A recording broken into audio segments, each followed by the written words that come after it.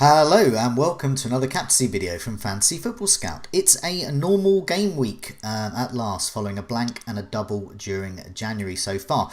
My name is Joe and joining me is David to look at the best armband options for game week 20. David, how are you?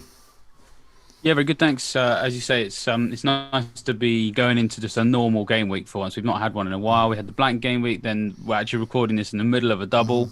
There's all sorts of things that up in the air you got to think about with the straight. What looks to be like a straight De Bruyne versus Fernandes debate. It's some welcome familiarity after quite a lot of upheaval. Definitely, yes. So this week, Liverpool against Spurs. So that's quite a hard to call encounter, and for me anyway, that does discount some of the Liverpool and Spurs assets for the captaincy.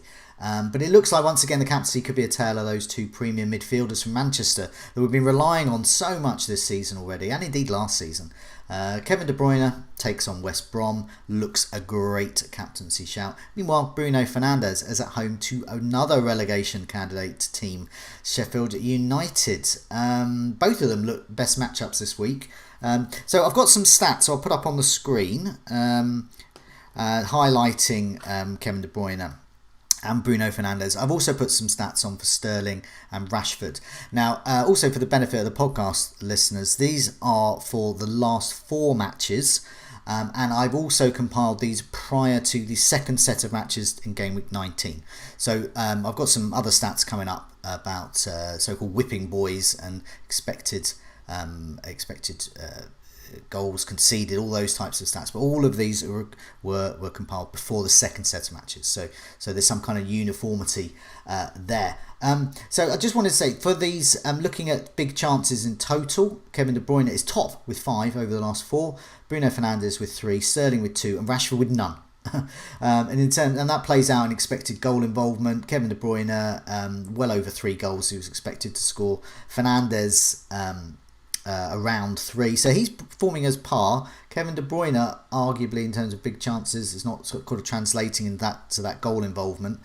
Sterling with 2 big chances, expected goal involvement at just over nearly 3, really 2.7, and Rashford hardly anything. So he scored a goal, he's had an assist. So Rashford's returns arguably could count himself slightly lucky in comparison to some of these others. And just drawing out another stat there in terms of chances created: De Bruyne 11, Fernandes 10, and then low down Sterling with 4, Rashford with 1. So for me it shows that Kevin De Bruyne and Fernandes look the key assets. But David, which one for the captaincy?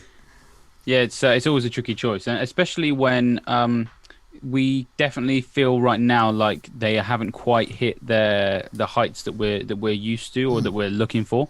I mean, obviously, I've said that before. The games on Wednesday night, they made double figure haul in those games, so completely discount that if that's what happened. But at least at the time of recording, that element was there. It's a bit weird, like with Fernandes, for example. You know, he's blanked in 2.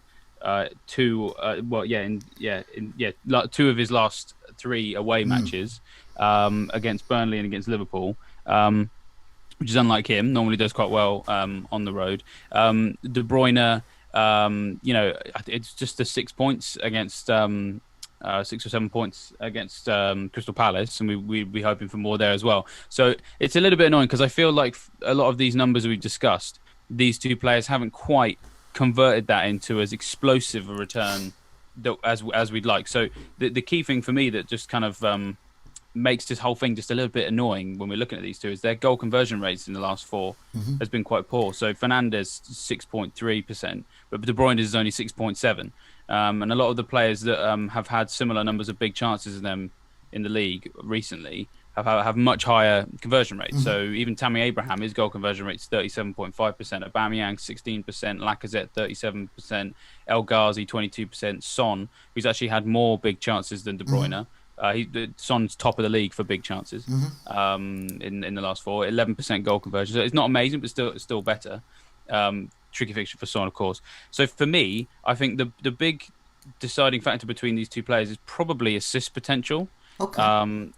Just simply because right now I can't really trust these two to score outside of a penalty, and you can't always rely on those. So if we're asking which one, you can't really use penalties to differentiate, in my opinion.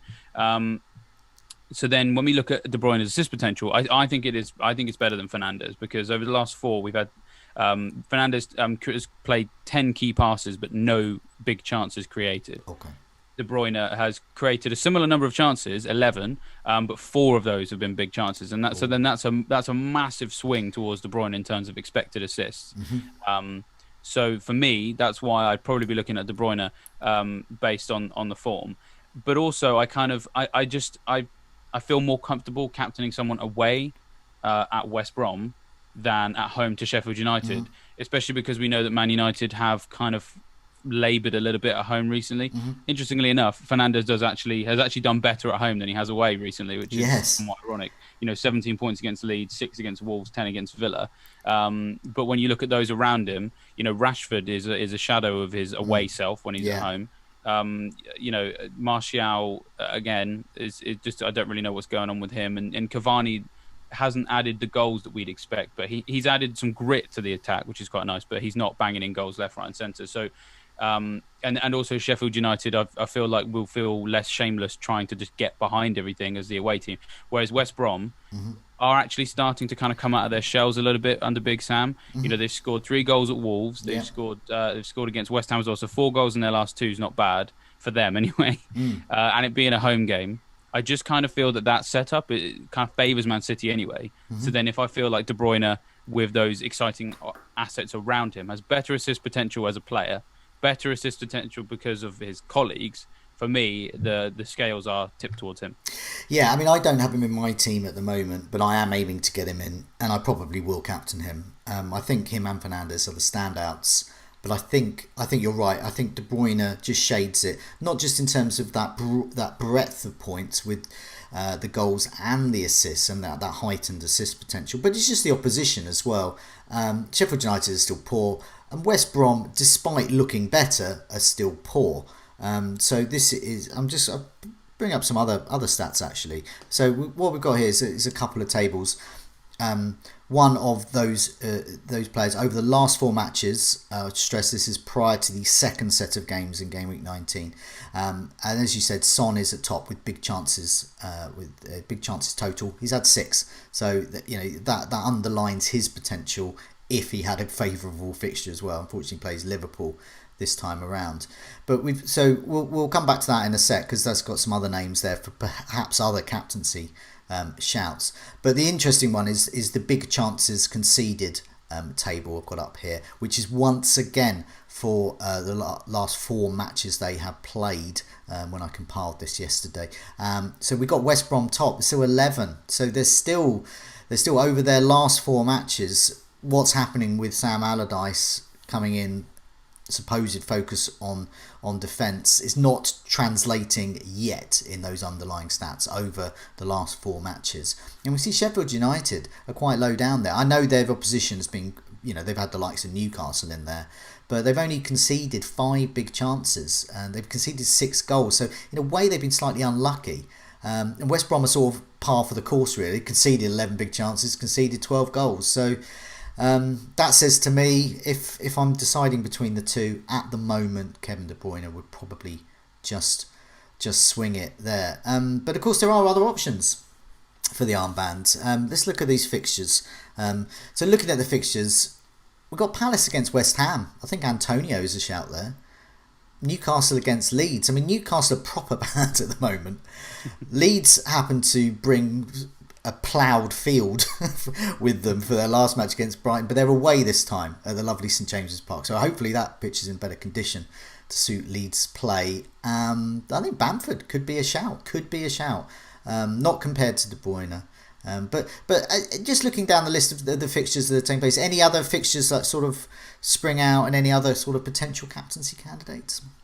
Yeah, well, I mean, when I was looking through the preparation for this, Bamford was one that stuck out to me because, Newcastle have kind of been defending badly anyway, but I think one key thing that has happened with them recently is Steve Bruce he's had his big expletive ridden rant about his team. and said, right, the gloves are off. We're going to do it my way now, Right. and played this 4-4-2, supposedly more attacking lineup against Arsenal. And I think in his defence, I think it was more attacking because he did select three forwards. It Yeah. just so happens that it's not very good. But either way, he's not. It looks like he's less interested in this back five because I think he got in trouble because he played a 5-4-1 against Sheffield United, which Yeah. seems a bit defeatist to A little even the bit. most conservative managers.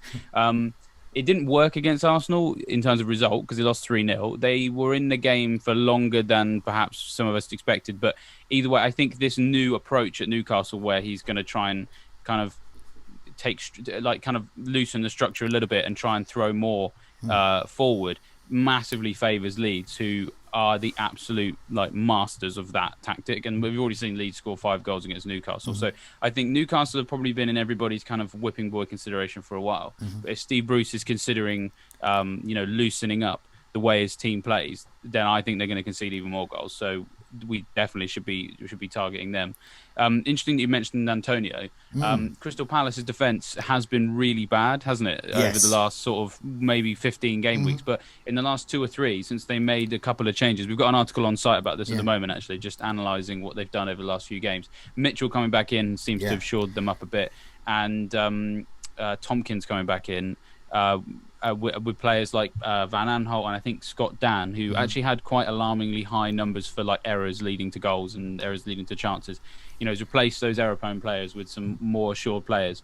To be honest, I'm tempted to sign Mitchell, not maybe for this game week, but I might play him then. I mean, he's on my bench at the moment, but I may. I've got Antonio as well, so I probably won't. But it could I've be got Antonio too, my first sub. But yeah, I've just gone back for the benefit of those listening on the podcast. I've just gone back to another set of fixtures. It's those big chances conceded, the so-called whipping boys over the last 4 matches. And it plays out exactly what you just said. Mitchell coming in. Various other bodies coming in to the Crystal Palace defence, and it's shored up. Now, a few weeks back, they were up there with West Brom, and they were up there, with Leeds as well. The most big chances conceded, and now they're right at the bottom. They're really doing well. So, in terms of big chances conceded, best defence, Man City at 1. Arsenal, they've conceded 2 big chances. West Ham, 3 big chances, on exactly the same amount as Crystal Palace. Big chance conceded 3. Horrifically, for me as an Antonio owner, this could end up being a 0-0. So, I favour Antonio, but I think you've put that element of doubt in my mind now for a Maverick captaincy move. I think it's always. I always like to make sure we're always keeping an eye on who these teams are and the constantly changing picture of what a whipping boy is, because people sometimes when they're picking their captaincies will just. And I'm guilty of it too. I've done it before as well, where you just look at a badge and you go, oh, well, they suck. I've seen them get absolutely trounced. So, we saw it last season with Villa. I think Villa are the best example of this. Last season, we were constantly looking at that, claret and blue and badge with the little yellow line in it and thinking, oh, here we go, lads. And then, of course, Dean Smith absolutely turned it round. And now, whenever you see your one of your players coming against Villa, you're a little bit more, concerned. Another example recently, Fulham, they were absolutely woeful at the back. And then Anderson came in. They found a bit of consistency and rhythm with the back three of Anderson, Adarabayo and Aina as a back three. And now they're really hard to break down. I think they've not conceded more than 1 goal in a game for about 5 or 6 games. So these trends chop and change. And as I said, Newcastle seem to be slipping into the whipping boy category. But let's make sure that we don't kind of make the error of assuming that Crystal Palace are still a team that are going to get rolled over. Now, Arsenal haven't necessarily taken us by surprise, but Aubameyang has. Now, he's suddenly hauled out of nowhere. But we've been noticing that Arsenal have been getting better. I know there's been articles on Fantasy Football Scout, and we've been looking at the underlying stats. Lights of Smith Rowe coming in, Saka doing well, and of course Tierney attacking from on the flanks. And I'll put these tables up again for the whipping boys, and I just wonder whether Aubameyang or an Arsenal asset against Southampton could be a cheeky shout for a Maverick captaincy move. Southampton have conceded 7 big chances. They've only conceded 2 goals, but it implies they could have been very fortunate there not to concede more. Meanwhile, in terms of the big chances total column, as we've said, Son top with 6, and then we got De Bruyne, and then some of the Villa players as well. So Villa being very attacking, likes of Watkins and El Ghazi. And then you move down the list in terms of big chances. Total 4. Aubameyang has had 4. He's expected to be involved in 3 goals. Now we've been looking at Aubameyang's stats all across the season. This is his expected goal involvement over 4 matches has been something like half a goal if he was lucky. Now he's edging up towards 3 goals over 4 matches. That interests me. Lacazette there, same 4 big chances. So I don't know, what is that, 2 Maverick? Arsenal against Southampton? I think it might be a little bit. I think Aubameyang's benefited in the last game from Newcastle's defence overstretching itself. I think we all know there's a good player in there somewhere with Aubameyang. I'm not going to say that there isn't. One thing I have said almost consistently since he came here is I've never trusted him. No. It feels like a while since I've said that, because I feel like if anything that proved me right, because he went on a massive long run where he was completely useless. But there is improvement now. It's not, but I don't think it's quite as simple as he's back, because he's had since Smith Rowe came in the team. They've created considerably more chances. Their goals per game. I think in between the first 15 game weeks of the season, their goals per game was less than 1 goal. Yeah. And since Smith Rowe joined the team, it's 2.2 goals per game. So the team is considerably more supercharged when he's in the team, because they just didn't have a number 10. Now they do. That's good news. It means that Aubameyang is getting more chances. So his between not having Smith Rowe and having Smith Rowe, Aubameyang's shots per game has gone has risen from 1.5 to 2.3. Big chances has gone from 0.2 to 1. So he's getting 1 big chance a game. But the one thing that hasn't improved as much as I'd hope is shots on target. So his shots on target per game has risen from 0.8 to 1.2. So it's a small improvement. But when we look at the other Arsenal players that are available, Saka and Lacazette have had more shots on target since Smith Rowe came in the team than Aubameyang. And Saka and Lacazette have created considerably more chances than Aubameyang. So, if you're sat there trying to assess, if you're trying to assess which Arsenal player should I own right now because they're looking really good, even though Lacazette's a forward, he's created 4 or 5 chances. Aubameyang's not created any. So he has better kind of spread of points available, like we talked with De Bruyne, than Aubameyang, and he's cheaper. And exactly the same about Saka, who's 5.3 million.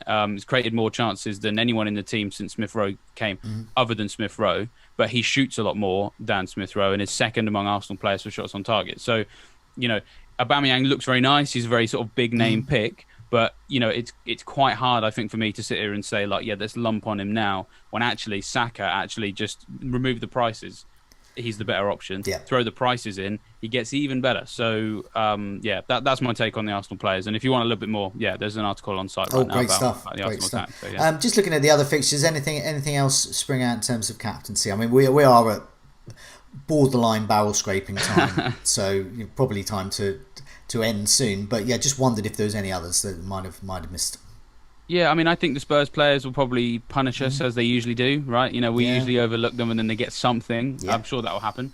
The only other thing I think is just Leicester away at Everton. Everton, I've had a break, so maybe that gives them time to regroup. But this isn't really, I'm not really picking this based on it being Everton. I'm just picking it based on the fact that Leicester look really, really good. Maddison's got 7.8 points per game in his last 4. Harvey Barnes, I think, has returned in each of his last 4.